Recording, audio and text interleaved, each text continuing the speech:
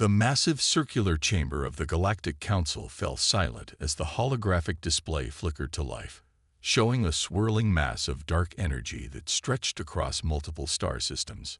Even the most seasoned council members leaned forward in their seats, their faces illuminated by the ominous purple glow of the projection. Council leader Marcus, a tall being with metallic skin, stood at the center platform.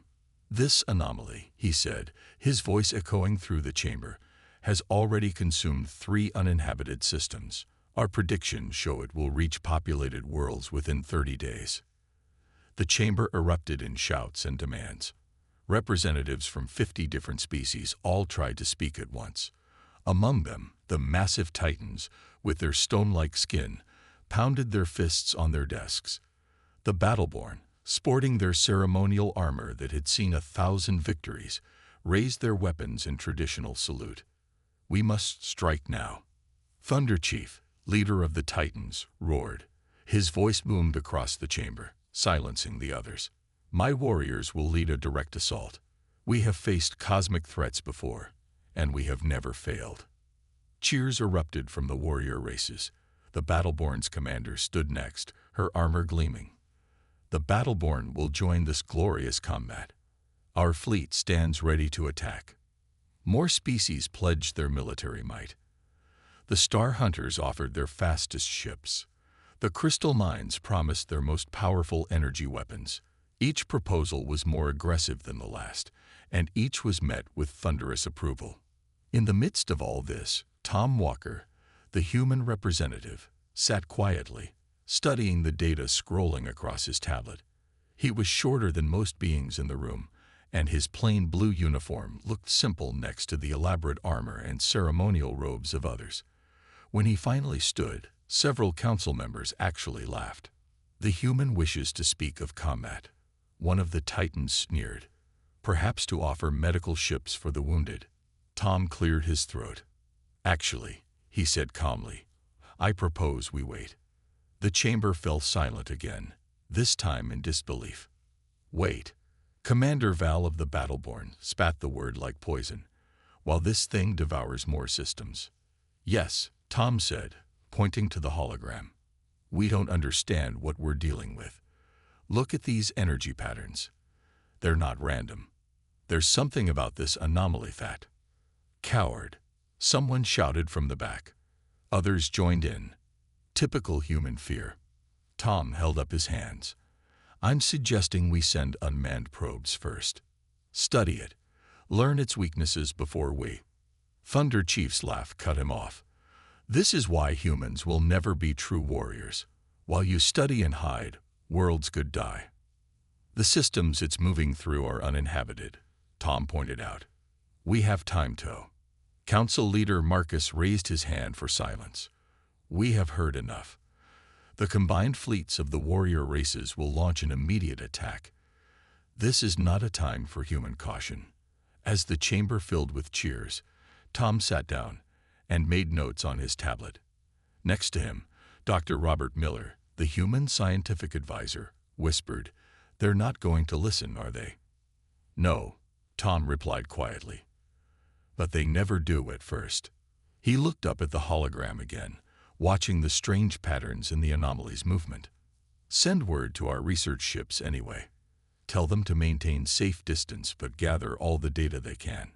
And when the attack fails," Robert asked, "then maybe they'll be ready to try something other than shooting at things they don't understand." As the council chamber emptied, the warrior races already drawing up battle plans, Tom stayed behind, watching the hologram. In the swirling purple mass, he saw something the others had missed in their rush to battle. Patterns that looked almost like breathing, like something alive, and perhaps afraid. He made one final note. When violence is your only tool, every problem looks like a target. But sometimes, what looks like cowardice to a warrior might just be the wisdom to know when not to fight. The human ships would be ready, waiting in the background, gathering data while the mighty fleets of the galaxy rushed to yet another battle. It wasn't the glorious approach, but Tom had learned long ago that glory and wisdom rarely went hand in hand. From the observation deck of the research vessel Explorer, Tom Walker watched the distant flashes of combat through reinforced windows. The combined fleet of the warrior races had engaged the anomaly 3 hours ago. It wasn't going well. "Another battleship down," reported Linda Green, his sensor officer. She shook her head while studying the readings. "That's the 5th one in the last hour."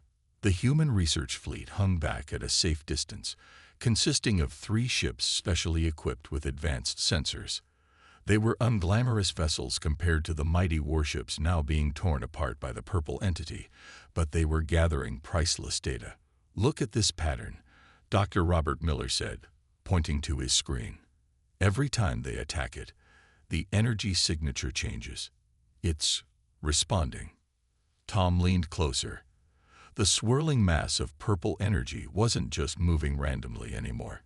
It twisted and coiled like a living thing, reacting to each blast from the warrior fleets with increasingly violent pulses of energy. "Send this data to the other research ships," Tom ordered. "I want confirmation." The battle ahead grew more intense.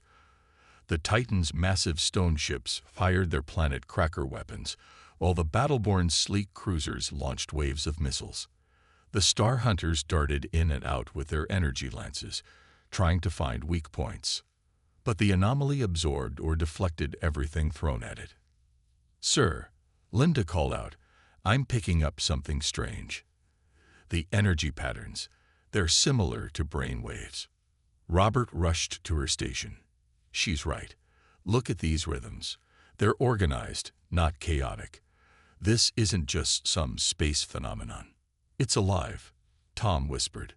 The main screen showed another Titan warship being torn apart. But now, watching with new understanding, Tom saw that the anomaly wasn't attacking, it was defending itself. "Get me a channel to Council Leader Marcus," Tom said. "They need to stop the attack." While waiting for the connection, they continued gathering data. The research ship's sensors revealed more with each passing minute. The entity's energy patterns showed signs of pain, fear, and increasing agitation. "They're making it worse," Robert said, watching the readings. "It's like poking an injured animal. It's just making it more defensive." The face of Council Leader Marcus appeared on the screen, his metallic features tight with strain. Behind him, Tom could see the chaos of a command center in crisis. "What do you want, human? We're in the middle of battle." "You need to call off the attack," Tom said firmly. "The anomaly, it's a living creature. Your weapons are just making it more aggressive." Marcus laughed bitterly. "More human cowardice. We've lost 30 ships. We can't just." "Look at the data I'm sending you," Tom interrupted, nodding to Linda to transmit their findings. "Those energy patterns are biological in nature. You're not fighting a space phenomenon. You're hurting a living being." The council leader's expression changed as he studied the readings. This can't be right. "Order them to stop attacking," Tom pressed. "Let us try something else, something that doesn't involve weapons." On the main screen, they watched another wave of Star Hunter ships scatter as a pulse of purple energy tore through their formation. The entity's movements were becoming more erratic, more desperate. Finally, Marcus spoke. "All ships, ceasefire. Fall back to safe distance." The order went out, and gradually the flashes of combat died away. The entity's violent movements slowly calmed, though it continued to pulse with energy. "What now, human?" Marcus asked, his voice heavy with defeat. "What does your caution suggest?" Tom looked at his team, then back at the screen. "Now we do what we should have done from the start. We study. We learn. We try to communicate. Communicate with that thing. It's alive," Tom said simply. "Everything alive tries to communicate. We just need to learn how to listen." As the warrior fleets retreated, the human research ships moved into position, their sensors gathering more data with each passing moment. The entity's energy patterns were already changing, becoming more regular, less defensive. "And what if it attacks again?" Marcus asked. Tom watched the swirling purple mass, now pulsing in an almost peaceful rhythm. "Something tells me it won't. Not unless we attack first." The three research ships formed a triangle around the entity, their sensors working at full capacity. This was humanity's way, not charging in with weapons, but watching, learning, understanding. Sometimes, Tom thought, the bravest thing you can do is simply wait and listen. The research ship Explorer had been observing the entity for 48 hours straight. The once fearsome purple mass now moved in gentle, swaying patterns like seaweed in an ocean current. Tom Walker hadn't slept since they'd begun their careful study, and he wasn't the only one. "Look at this," Dr. Robert Miller called out, waving Tom over to his station. "The energy patterns have a rhythm to them. It's like breathing." Linda Green, still at her sensor station, added, "And there's something else. The center of the entity. It's denser than the rest, almost like a core or a heart." Tom studied the readings.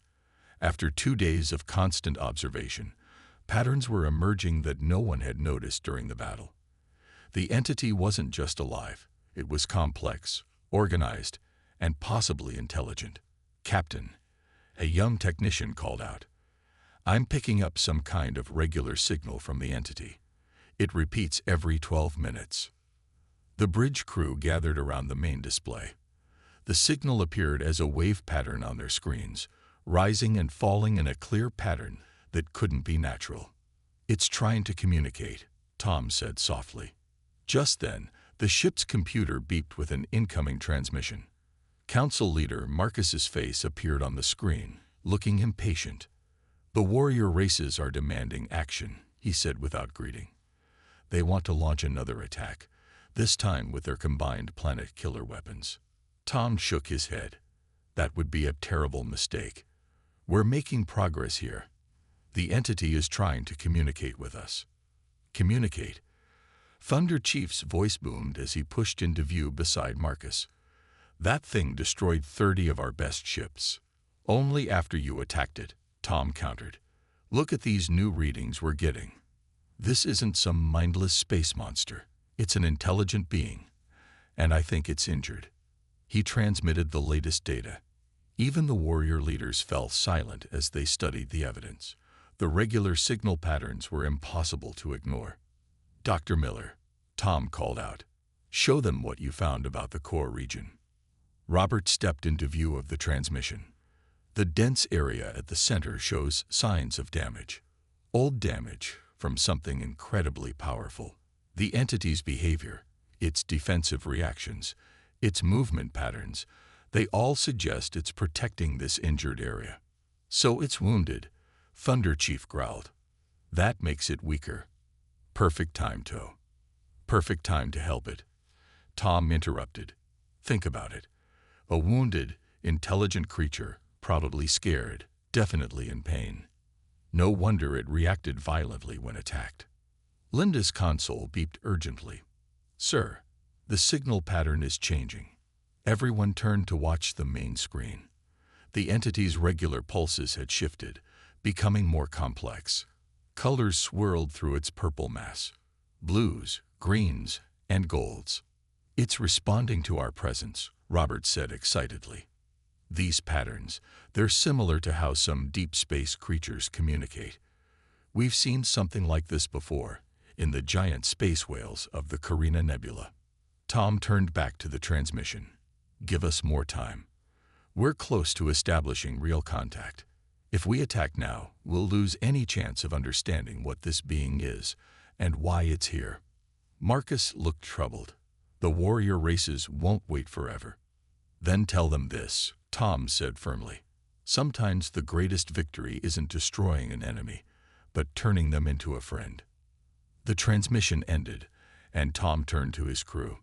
"Robert, Linda, start working on translating those signals. If it's trying to talk to us, I want to talk back." As the crew returned to their tasks with renewed energy, Tom walked to the observation window. The entity's swirling colors had become almost beautiful, nothing like the threatening mass that had scattered the warrior fleets. "We're going to understand you," he whispered to the cosmic being. "No more fighting. No more fear. Whatever hurt you, whatever brought you here, we'll figure it out together." Behind him, The bridge hummed with activity as humans did what they did best: watching, learning, and trying to understand. It wasn't the warrior's way, but it was working. Sometimes, Tom thought, the path that others call cowardice is actually the harder, braver choice. All systems ready for first contact attempt, Linda Green announced from her station on the Explorer. The past 12 hours had been intense, with the entire research team working nonstop to develop a way to communicate with the entity. Tom Walker stood at the center of the bridge, looking at their newly designed communication array. It wasn't a weapon or a shield, just a series of carefully tuned energy pulses designed to mimic the entity's own signals. The warrior race's ships are still waiting at the edge of the system, Robert Miller reported, glancing at his long-range sensors. They don't look happy about this. They rarely look happy about anything, Tom replied with a small smile. Begin the transmission sequence. The ship hummed as the array powered up. They had studied the entity's patterns carefully, noticing how it used different colors and energy frequencies together. Their plan was simple but untested. They would try to speak using the same language. The first pulse went out. A gentle wave of purple energy, matched to the entity's own frequency. For a moment, nothing happened. Then the entity's entire form shifted, its swirling colors pausing as if in surprise. It noticed us, Linda said excitedly. Energy patterns are changing. The entity moved closer to their ship, but not in the aggressive way it had approached the warrior fleet. This movement was almost curious. Second sequence, Tom ordered. This time they sent out a combination of colors, purple fading to blue, then green, matching patterns they had observed in the entity's own communications. The response was immediate. The entity burst into a dazzling display of matching colors, its energy field extending toward their ship in a way that made several crew members step back nervously. Hold position, Tom said firmly. It's not attacking. Look at the pattern. It's copying us. He was right. The entity was repeating their signal sequence exactly, then adding its own variations, like someone learning to speak a new language. Sir, Robert called out, I'm getting some unusual readings from its core region. The damaged area we noticed before, it's becoming more visible. On the main screen, they could see it clearly now. At the entity's center, there was a dark spot, like a wound in its energy field. As they watched, the entity's colors swirled around this injury, as if deliberately showing it to them. It's asking for help, Tom realized. That's why it came to populated space. It's looking for someone who can help heal it. The ship's comm system crackled with an incoming transmission. Council leader Marcus appeared on screen, with Thunder Chief and several other warrior race leaders behind him.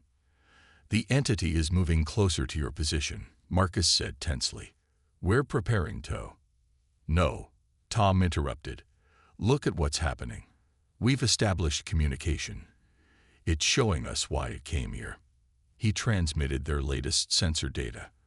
The warrior leaders watched in silence as the entity continued its beautiful light display, still carefully matching and responding to the human ship's signals.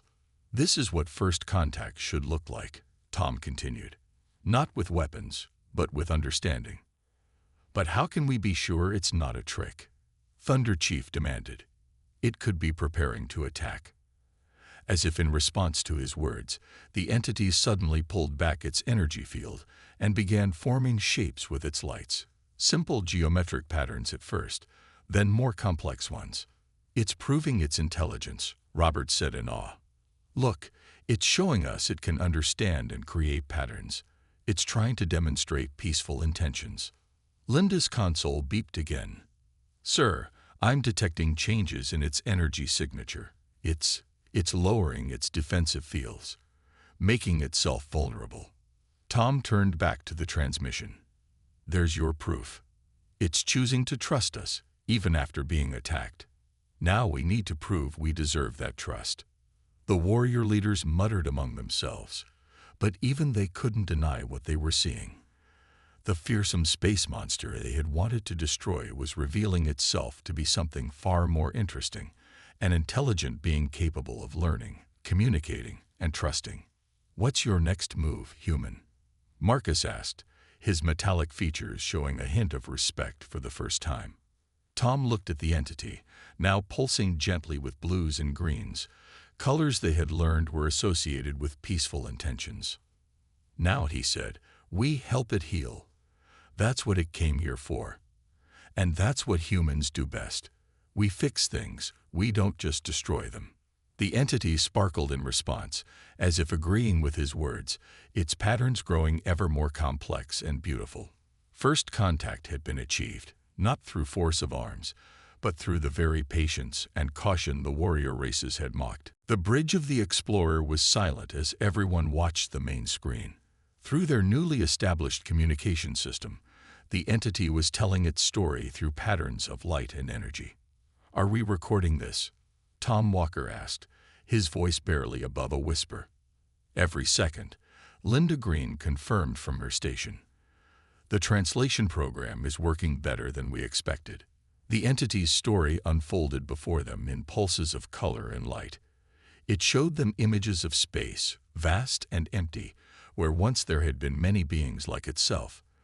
Then came darkness, terrible weapons, and finally solitude. The last of its kind, wounded and alone. "It's ancient," Dr. Robert Miller said, studying the data. "These energy patterns suggest it's been alive for thousands of years, maybe millions." The entity's core wound pulsed with a dark purple light, clearly causing it pain. Through their communication array, they could now understand its distress signals clearly. "The weapon that hurt it," Linda said, "it's still inside the wound. That's what's preventing it from healing." Just then, the ship's computer announced multiple incoming transmissions. The main screen split to show Council Leader Marcus, Thunder Chief, and commanders from other warrior races. "We've been monitoring your communications," Marcus said. "Is it true? This entity is the last of its species." Tom nodded. "A survivor of an ancient war. Whatever weapon was used against its people, it's still embedded in its core. That's what's causing all the gravitational disturbances we detected." Thunder Chief's stone-like face showed unusual concern. "A weapon that could harm such a being. It must be incredibly powerful. And incredibly dangerous," Robert added. "The energy readings are becoming unstable. If we don't find a way to remove it soon." He didn't need to finish.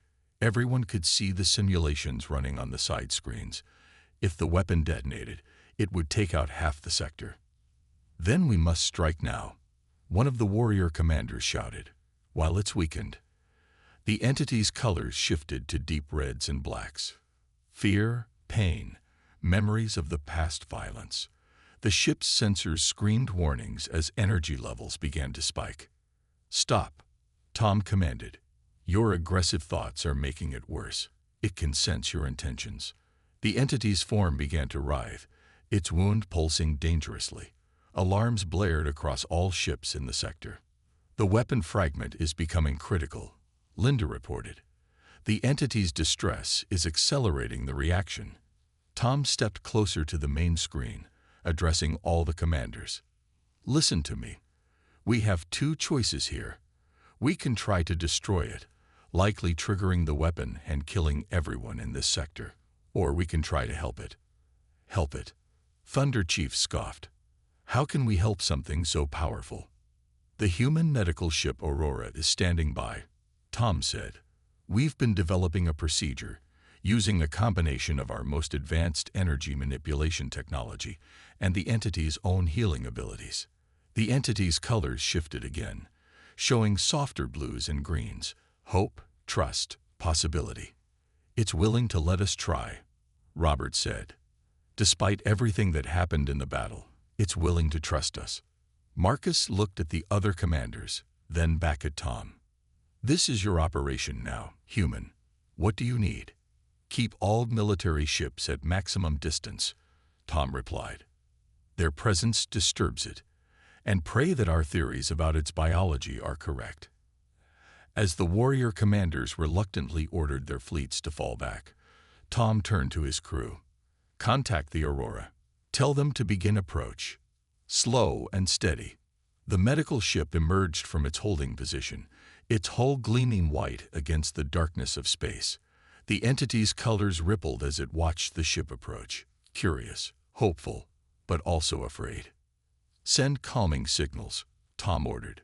"Show it we're here to help." As the Aurora drew closer, the entity's wound pulsed again, more violently this time. Warning signals flashed across every screen. "The weapon fragment is becoming more unstable," Linda reported tensely. "We don't have much time." Tom watched as the medical ship moved into position, its specialized equipment powering up. Everything they had learned about the entity, every careful observation and patient hour of study, had led to this moment. "Now we find out," he said quietly, "if understanding truly is better than destruction." The medical ship Aurora hung in space before the wounded entity, its specialized equipment casting a soft blue glow. Inside the Explorer's bridge, Tom Walker watched the readings with growing concern. "Energy levels from the weapon fragment are still rising," Linda Green reported, her fingers flying over her console. "We have maybe 20 minutes before critical failure." Through the main viewport, they could see the entity's wound pulsing with dangerous dark energy. Each pulse sent gravitational waves rippling through space, making both ships' hulls creak under the strain. "Aurora reports ready to begin the extraction procedure," Robert Miller announced. Tom nodded. "Show me the critical points again." A hologram appeared in the center of the bridge, showing the entity's core wound. The ancient weapon fragment glowed like an angry red star at its center.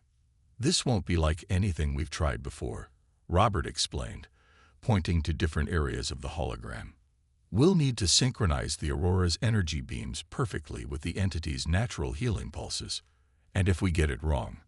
Tom asked, though he already knew the answer. "The weapon detonates. We all die." The ship's comm system crackled.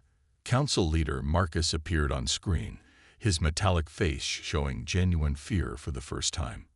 "The warrior fleets are detecting massive energy buildups," he said. "They're demanding permission to launch a preemptive strike. That would guarantee the weapon's detonation." Tom protested. "They believe a quick death is better than waiting for the inevitable." The entity must have sensed the rising tension. Its colors shifted to deep crimson. Fear, pain, desperation. The wound's pulsing increased. "Energy spike," Linda shouted. "The fragment is becoming more unstable." Through their communication array, the entity sent a stream of urgent signals. Images of destruction, of its people dying, of the terrible weapon that had nearly wiped them out. "It's trying to warn us," Robert said softly. "If that weapon goes off, it won't just kill us. It could tear a hole in space itself." Tom turned back to the screen. "Marcus, listen to me. Keep those fleets back. We have a real chance here, but we need time." "Time is the one thing we don't have," Marcus replied grimly. "The warrior races are preparing to attack in 5 minutes unless you can prove your plan will work." The entity's signals became more intense, not just images now, but emotions. Fear, yes, but also hope. Trust. It was willing to risk everything on the human's plan. "Aurora to Explorer," a voice called over the comm. "We're picking up dangerous power fluctuations. We need to start now, or we'll have to pull back." Tom looked at his crew, then at the entity pulsing with pain and trust before them. Everything had led to this moment. All their careful study, their patient observations, their choice to understand rather than destroy. "Show them," he said quietly. Linda and Robert worked quickly, transmitting their complete procedure plans to all ships in the sector. The warrior race's commanders watched in silence as the complex but careful plan was laid out. "This is what we've been developing," Tom explained. "Not a weapon, not an attack, but a real solution. The entity will synchronize its natural healing energy with our technology. We'll extract the fragment together." The entity flashed brilliant blue-green, signaling its agreement and readiness. "The warrior races are standing down," Marcus reported, sounding relieved. "You have your chance, human. Make it count." Tom opened a channel to both ships. Aurora, begin approach sequence. Everyone else, maintain position and prepare for gravitational disturbance. The medical ship edged closer, its energy beams powering up. The entity's colors steadied, focusing on calm blues despite its obvious pain. Synchronization starting, Linda reported. Entity is matching our frequencies perfectly. The weapon fragment pulsed again, more violently than ever. Warning alarms blared across both ships. Now or never, Robert said tensely. Tom took a deep breath. Whether this ended in triumph or disaster, it would prove something important about humanity's approach to the universe. Begin extraction, he ordered. Let's show them what real courage looks like. The extraction procedure was unlike anything the galaxy had ever seen. The Aurora's blue healing beams merged perfectly with the entity's own energy field, creating waves of beautiful light that ripple through space. Synchronization at 100%. Linda Green called out from her station on the Explorer. The entity is responding exactly as we hoped. Tom Walker stood at the center of the bridge, watching as months of careful study and planning came together.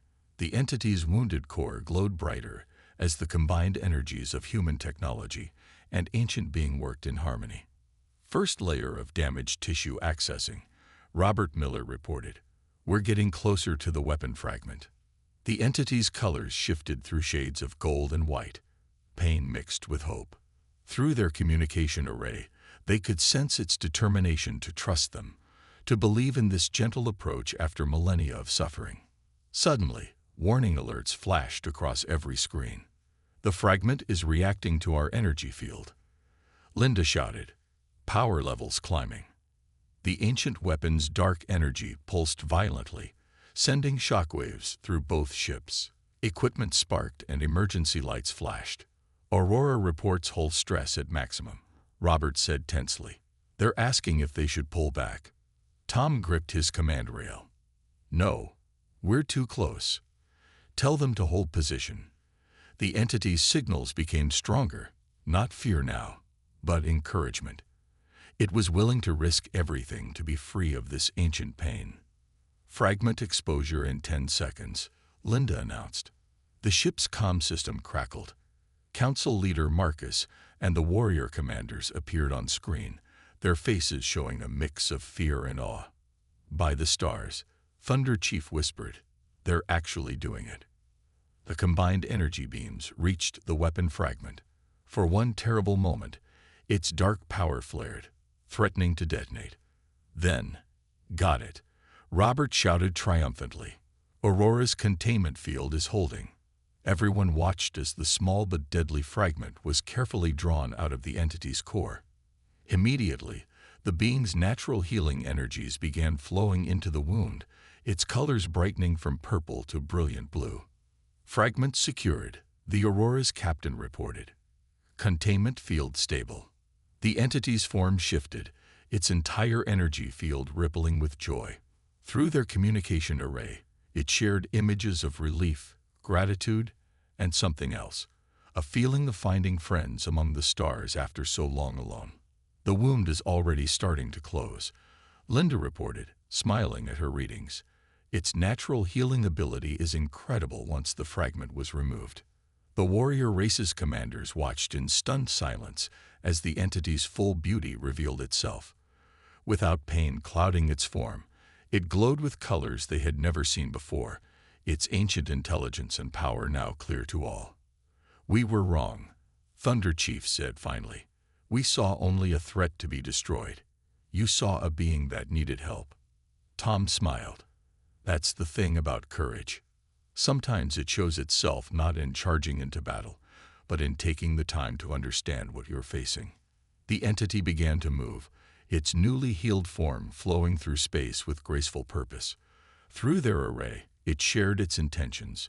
It would leave the populated sectors, return to the deep space where its kind had once lived. But it would remember, and it would return someday as a friend. The Council will need to reconsider many things, Marcus said thoughtfully. Perhaps there is more than one way to show bravery. As they watched the entity prepare to depart, it gave them one final gift, a display of light and energy more beautiful than anything they had ever seen. In that moment, every being in the sector understood what they had almost lost in their rush to fight. "Safe travels, friend," Tom said softly. The entity flashed once in response, a pulse of pure golden light that their instruments would translate as a simple message: "Thank you for being brave enough to be kind." Then it was gone, leaving behind a sector of space forever changed. The warrior races had learned that true courage sometimes wore unexpected faces, and that those they had mocked as cowards had shown the greatest bravery of all. In the end, it wasn't weapons or warfare that had saved them, but the very things that made humans different: patience, understanding, and the willingness to heal rather than harm.